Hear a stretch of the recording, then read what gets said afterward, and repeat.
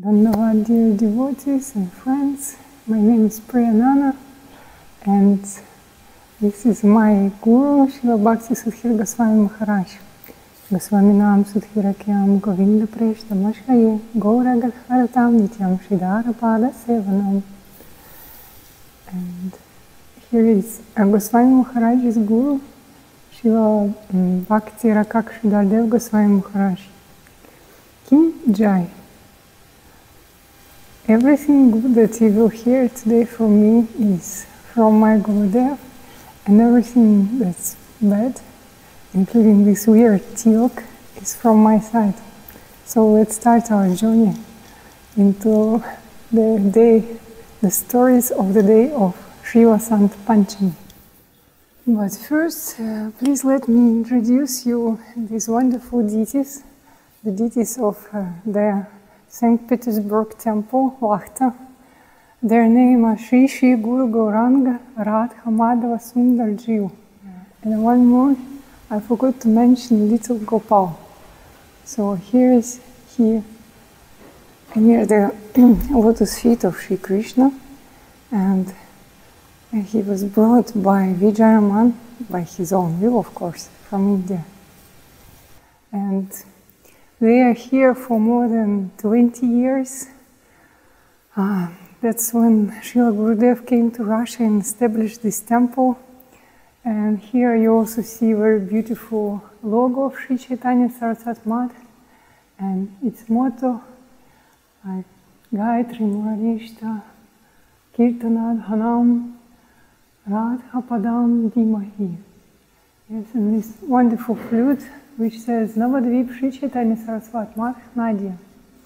So this is our Guru Parampara, and very nice lotuses and donation box. And everything was done like manually by the loving hands of the devotees. And Vijayaraman is the head of this temple. In previous ashram, like Avadut Maharaj's ashram, he was his father. Now he considers himself that Avadut Maharaj is his guru and Vijayaraman himself is his disciple. So all this temple is saturated with love and warmth of devotees' hands. And if we just look on the opposite side of the altar, there is a Tulasi garden. And because St. Petersburg, especially in winter time, doesn't have enough light, it has many lamps, but Tulasi is thriving. It feels very good here. So it blossoms, has lots of manjaris, and even small Tulasis, new generations sprouting.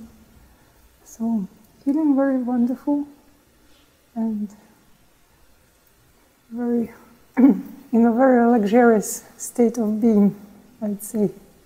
And first, what we want to start with is the appearance of Srimati Vishnu Priya Devi.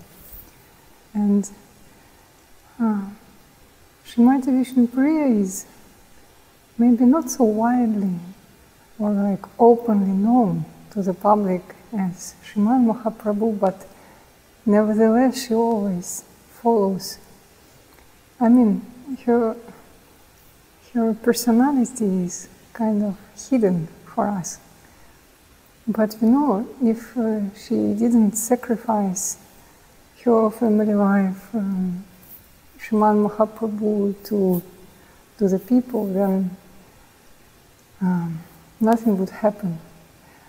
So she kind of let him go, and that was her inner sacrifice. And how it all started, we know that when Mahaprabhu came back from Gaya, from doing like the necessary rituals for his past father, then something changed in his mind, and he started sometimes laugh, sometimes show some other signs of ecstasy. We know that like one time he was laughing for 9 hours in a row, and Goswami Maharaj says, like, just imagine someone would laugh for 9 minutes in a row, and people would consider him crazy. And here is like 9 hours. And he also told us a story like sometimes Mahaprabhu would roar like a lion, and Vishnu Priya and Shachimata, they were afraid and like look from around the corner what happens in the room.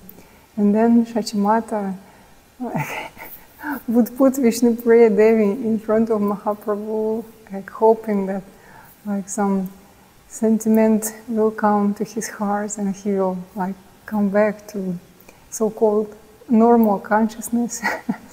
And we also should remember that Vishnu Priya Devi, she was just 14 years old when Mahaprabhu left his home. So the rest of her days she spent like almost, I think, not going out from her house. And we said that what did she take every day? Like she would take one rice grain, chant Hare Krishna Mahamantra on it, and then put into a bowl. And what she chanted during the day, then she would cook this rice and offer it, and that amount of rice she would take. So very austere, and also she would like never wear new clothes, and I think would neglect herself. So that was her life, but inside, when we talk about her, some very sweet and soft feelings come to our hearts. And also we know that in Vishnu Priya Bar in Navadvip, there is a deity, is Mahaprabhu, Dameshwar Mahaprabhu, which means the Dameshwar is one who protects the Dham. So we know how this deity was commissioned. When it was first ordered, then the first variant was brought to Vishnu Priya Devi, and she said, no, it doesn't look like my husband. Then second time, same. But when she saw the third deity, she like drew her veil, and that was the sign that this deity of Mahaprabhu looks like her husband, like you feel in his presence. So that's also a very touching story. Jai Vishnu Priya Devi Ki Jai. And we pray for her mercy for us to continue our spiritual path. Here on the wall we have also very nice portraits of Srila Swami Maharaj and Srila Govinda Maharaj. And everyone says that this portrait, it captures the character, the mood of Srila Govinda Maharaj. So that's where we will stay for our next talk. Now we need to say a bit about Pundarik Vidyanidhi.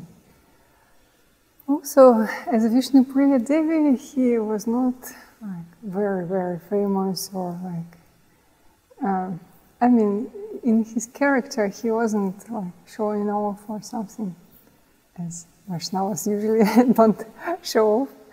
But famous story that connected with him is that Gadadhar Pandit haven't taken initiation yet, and his friend Mukunda Datta wanted to show him the real Vaishnava. And Mukunda Datta and Pundarik Vidyanidhi, they were from one city, one village, Chittagong, if I'm not mistaken. So Mukunda Datta knew well who Pundarik Vidyanidhi was and what were his qualities. So, but the trick was that outwardly, Pundarik was looking very like rich man, and he came to the city, like his servitors were carrying him, he was like lying on the silky pillows and like smoking hookah. So like his hairs were in oil, and he was like all rich, and no one would suspect him to be a Vaishnava, because we also have some stereotypes of how like Vaishnava should look like, or something like this. And when Mukunda Datta brought Gadadhar Pandit to see Pundarik Vidyanidhi, and Gadadhar Pandit saw all that, he thought, oh my God, is that a real Vaishnava? But then Mukunda Datta sang one shloka from Bhagavatam, where it says that, oh, how merciful is Krishna, because Putana, the witch, came to kill him, but he, first he of course killed her, but thus he liberated her and gave her the position of his mother, like in the spiritual world. So who can be more merciful than Krishna? Even for such attitude, he replies with giving the position of the mother. So Mukunda Datta sang this shloka, and after hearing it, and it was sung very nicely, Pundarik Vidyanidhi, he just threw away his hookah and all the pillows, and he started to tear his hair and said, who can be more merciful than Krishna? And after that, he went to the trance for 9 hours. So Gadadhar Pandit, he understood that he made a mistake by thinking ill about Pundarik Vidyanidhi. So afterwards, he asked him for initiation, because we know that the Guru, he forgives all the offenses of his disciple. And Mahaprabhu, of course, he also approved this initiation, because as we know, Gadadhar Pandit is what's left of Srimati Radharani, and Pundarik Vidyanidhi is Vrishabhanu Maharaj, so it means the daddy, the father of Srimati Radharani.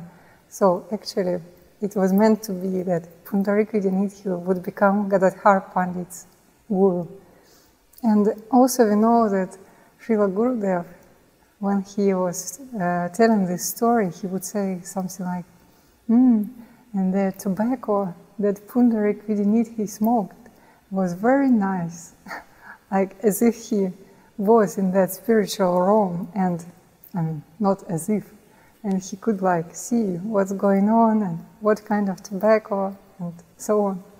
So very nice, also reminder to us that all these leelas, they are going on continuously, not just some 500 years ago.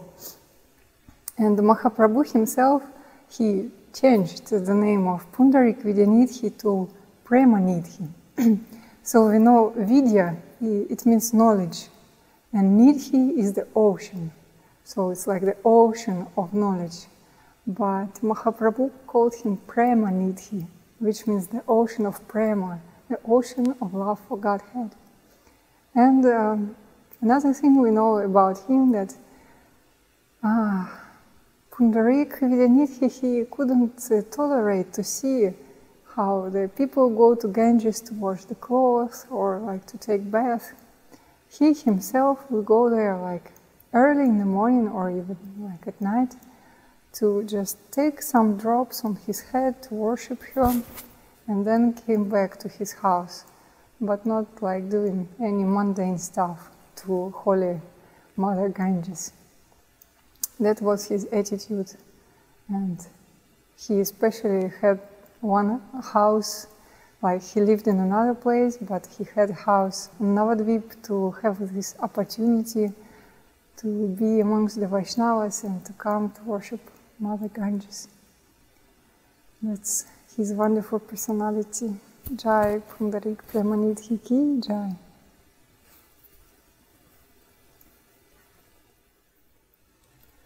Another famous personality that I want to talk about today is Raghunath Das Thakur. Mostly his name for us associates with Jagannath Puri, where he spent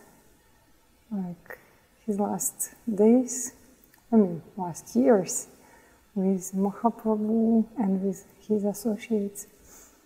And we know that Raghunath Das Goswami, he was very austere. First, when he just joins Mahaprabhu, his parents, who were, by the way, richest parents of India at the time, he was kind of a prince. in money estimation. So his parents, they sent him some money. He could invite Mahaprabhu and all his friends for lunch. But then his mind changed. He thought, oh, like, I left my home, but still I'm living like a rich man. So probably Mahaprabhu is not happy with me. So he rejected all the money sent, all the servitors. My parents were renting him a house. He rejected that also. And then he started more austere, more sober life. And like this, step by step, he ratcheted it up. And so first he was asking for some, I don't know, for some rice, for some maybe money, sitting near the gates of Jagannath temple. But then, as time passed by, again such thought came to his mind, like, oh, maybe even that's too much. Maybe that's too luxurious, so to say. So I should reject such lifestyle as well. So he ended up, what was he doing? He was collecting the rice. So in Jagannath temple, there is one wall from which the rice is being discarded. So that's rice that spoiled and no one wants it, even cows don't take it. And it already starts to get rotten. So Raghunath Das Goswami, he took this rice and he washed it, and he took the essence of it and put some salt, and that's how he took it. And once Mahaprabhu visited him, because he thought, oh, Raghunath, you used to invite us for lunch, and now where are you? What happened? You don't invite us anymore, and we don't see each other, so what happens to you? So Mahaprabhu came to his place and saw what Raghunath Das Thakur was taking, and he said, that's your lunch? I want to try that too. So he grabbed some rice, some that spoiled washed rice, and ate it. And he said, I've never tasted such nectar in my life. What a wonderful prasadam. And you having this feast alone, not inviting anyone? And Mahaprabhu wanted to take the second handful, but Swarup Damodar caught his hand and said, no, it's not for you. That's enough. But the thing is, Raghunath Das Goswami's prasadam that he took was tasting like nectar to Shriman Mahaprabhu. And internally, Mahaprabhu was very happy with Raghunath Das Goswami's decisions. So I think Raghunath Das Goswami could read his mind and just could guess what Mahaprabhu wants from him. And he is author of very high literature, which mostly we don't even read, like Vilapa Kusumanjali and other poems about very high sentiments, especially sentiments like love and separation. So we just worship his lotus feet. He is our Acharya, Prayojana Acharya, which means he shows us the aim, the purpose of our spiritual practice. Srila Raghunath Das Goswami Ki Jai. Now we are in the library, and this is our small room for Tulasi Rani Devidasi.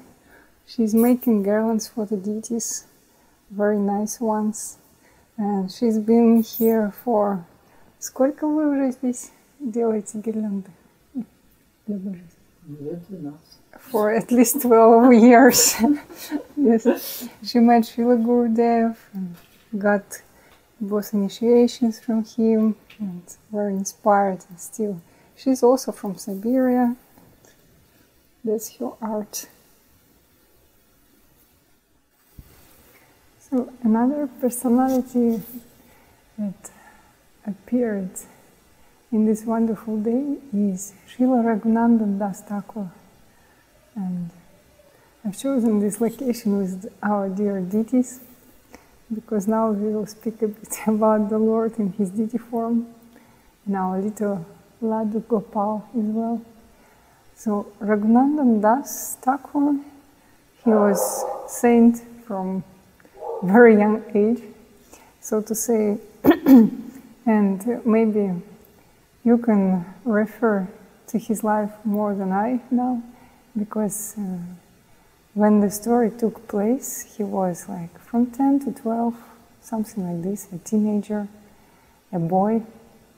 And his father Mukunda, he was a practicing doctor, so once he was called to go to the patient to some far location, and he asked his boy, his son, to offer bhoga to the deities, to feed them. Actually, they had just one deity, I think Krishna, Radha Krishna, maybe not one, Radha Krishna deities. Anyway, so the father left and he didn't come back for the offering, so Raghunandan, as promised, he took the preparations from his mom and just brought them to the temple room and put it there, as we usually do, like close the curtains and then waited for some time, offered to Krishna and came back, opened and saw like all the preparations were there still. For us it wouldn't be something amazing, but for him, he thought, oh, my dad asked me to feed them, but they didn't take anything. So it means I didn't fulfill my promise.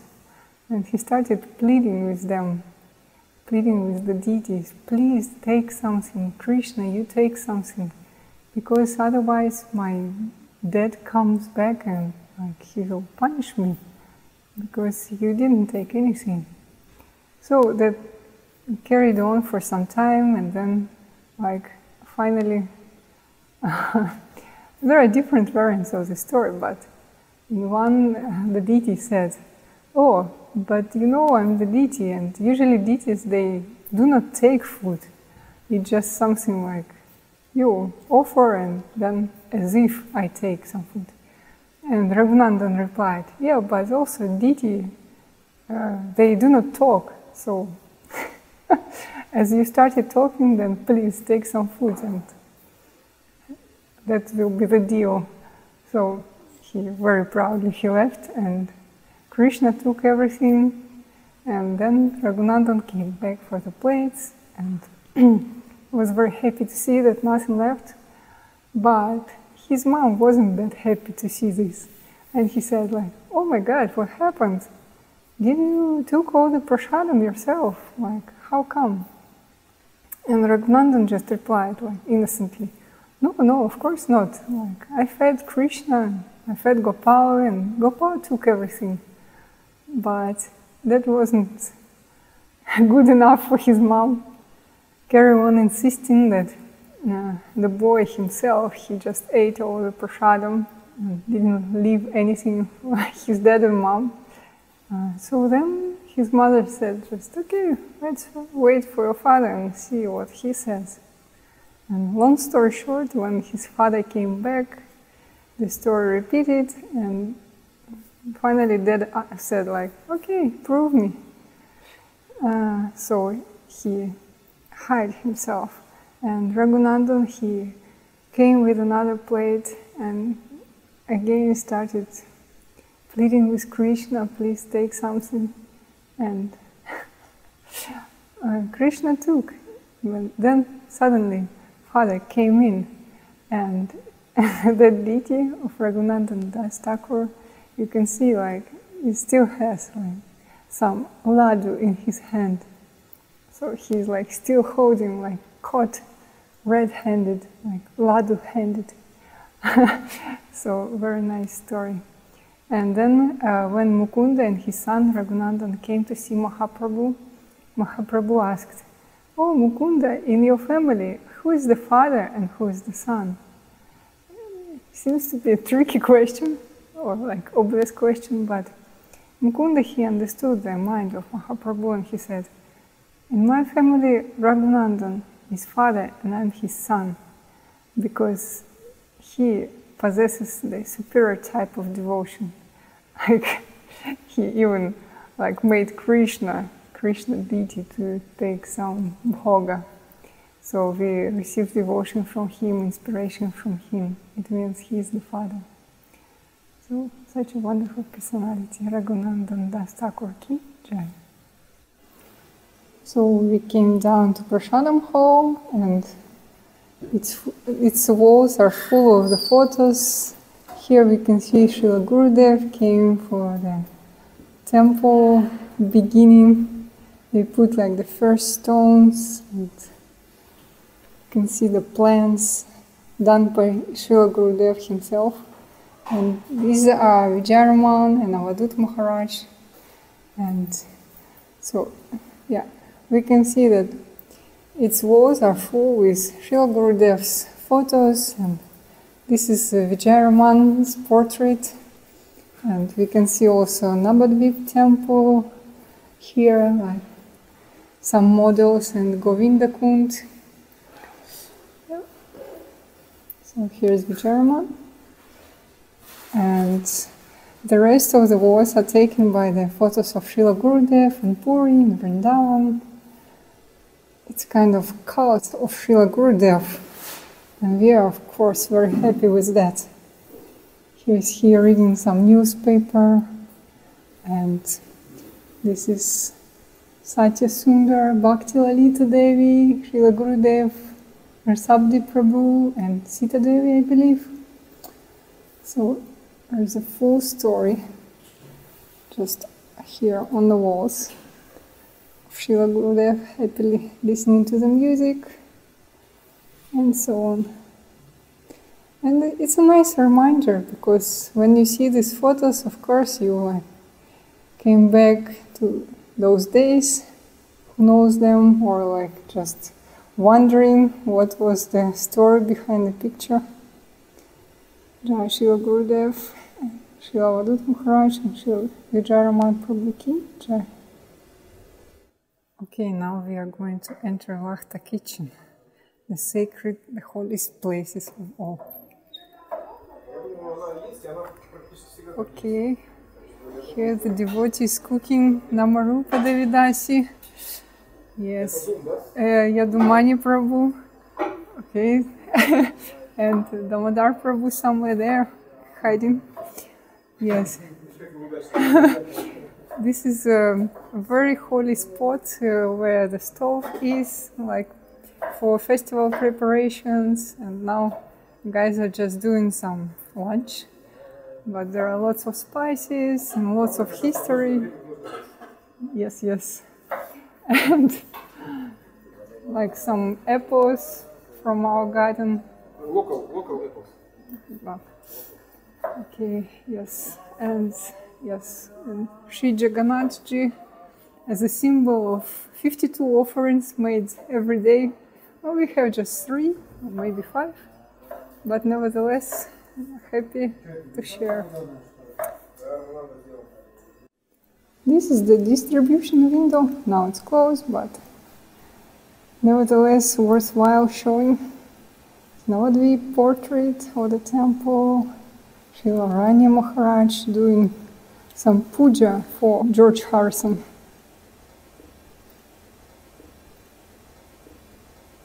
And this is photo from Bamunpar Prasadam distribution. Some collage of photos of Avadut Maharaj and Gurudev. And Gurudev's instruction written with his own hand. Read Sri Gita and then chant holy name. Well, I guess you all know them.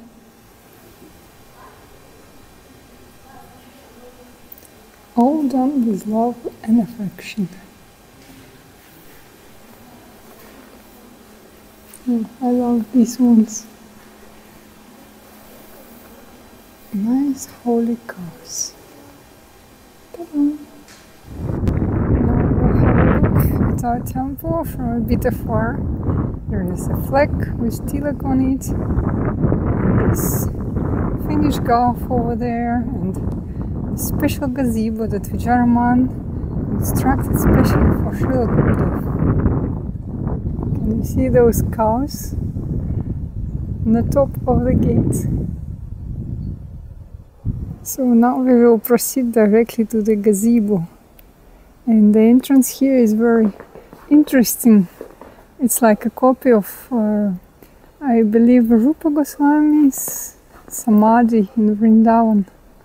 See all those things on top? The temple itself is like a piece of art, you can say. That's the surrounding area. It's a bit snowy now, but what to do? And when Gurudev sat in this gazebo, he said he was contemplating St. Petersburg and saying, oh, that's the waters, the same waters like when Haridas Thakur passed away and Mahaprabhu washed his body in the ocean, Indian Ocean. Srila Gurudev said, well, all the waters are connected, so it means here also holy waters because of Haridas Thakur's taking ablution there. So now Finnish Gulf is a bit frozen, but still we feel the holiness of this place.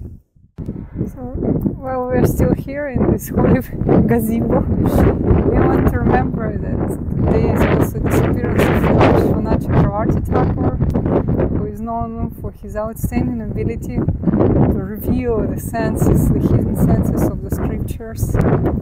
He is also a great saint of our Sampradaya. And also there are two more Vaishnavas, it's Srila Parvat Maharaj and Srila Bharati Maharaj. And sometimes we might not know much about the Vaishnavas in our calendar, but they're there for a reason. So about Bharati Maharaj, we know that he was very tall and was a great preacher who could find a path to the hearts of people. And Parvat Maharaj, he was the one who was living, he was a neighbor of Srila Bhaktivinoda Thakur, and he could hear when in his last days Bhaktivinoda Thakur was calling for Krishna Nam, and Parvat Maharaj said it was felt like he is calling for some very dear friend, lost, but such mood. And we also know Parvat Maharaj was very hardworking, and he was traveling in Odisha to some mountain places, dangerous places where no one would be happy to go to preach, but he was doing it very happily and enthusiastically. So these are the great Vaishnavas, really super saint day, very saturated with appearances and disappearances. And although now it's hard to believe that Vasanta Panchami is first day of spring, but nevertheless we hope that it will really bring us some news, at least some warmth to our heart by remembering all those great Vaishnavas. Jai Srila Bhakti Sudhir Goswami Maharaj ki Jai, Srila Bhakti Sundar Govinda Dev Goswami Maharaj ki Jai, Srila Guru Maharaj ki Jai, Jai Srila Tadham ki Jai, Harinam Sankirtana ki Jai, Gita Gaur Premanande Hari Bol, Jai all the viewers ki